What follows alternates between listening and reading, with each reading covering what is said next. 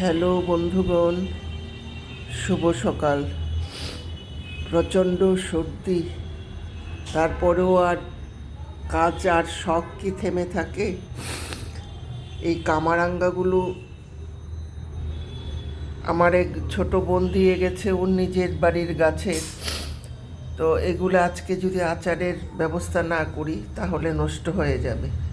এই আয়োজনগুলো নিয়ে নিলাম: বিট নুন, গুড়, আখের গুড়, মৌরি পেস্ট করা, আর এদিকে হচ্ছে আপনার মরিচ গুঁড়ো, যা আমি সব নিজের ঘরেই তৈরি করি, আগেও বলেছি।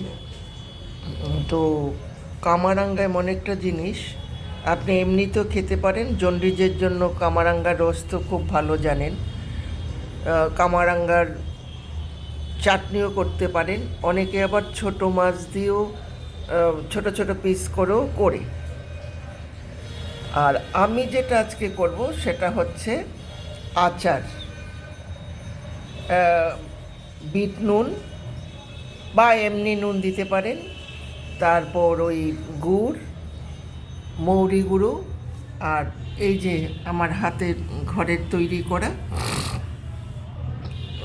গোড়া লঙ্কা, শুকনো লঙ্কাই আর কি, করে এগুলো সব একসাথে আন্দাজ মতো আগে মেখে নেবেন। মেখে ওই রাতের বেলা মেখে রাখলে ভালো, ভেতরে ঢুকে, কিন্তু আমি শারীরিক কারণে কালকে আর পারলাম না, এর জন্য এখন দিচ্ছি।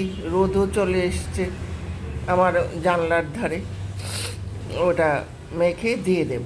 এই দু রোদ, হ্যাঁ মিনিমাম 2 রোদেই শুকিয়ে যায়। শুকিয়ে গেলে তারপরে ওই সব একই রকম পদ্ধতি আমার তেল মেখে তুলে নেব।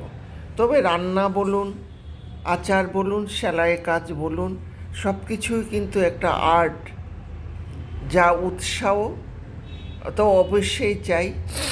আর আপনার আরেকটা জিনিস, রান্নার যেমন আন্দাজের উপর সব কিছু নির্ভর করে, মরিচ মশলা, আচারও সেম।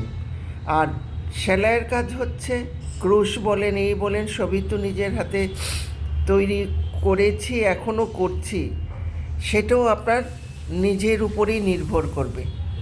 ডিজাইনটা কীভাবে তৈরি করবেন, কোন ডিজাইনটা কোন কালারের সাথে, বয়সের সাথে যায়, সব কিছু নিজের আইডিয়ার উপরেই হয়। যাই হোক, আজকে আর বেশি কথা বলছি না, মানে নাক দিয়েও ঝরছে। আজ এখানেই রাখছি। পরবর্তী সময়ে আপনাদেরকে অন্য আরও রেসিপি নিয়ে হাজির হব আপনাদের সামনে। সবাই ভালো থাকবেন।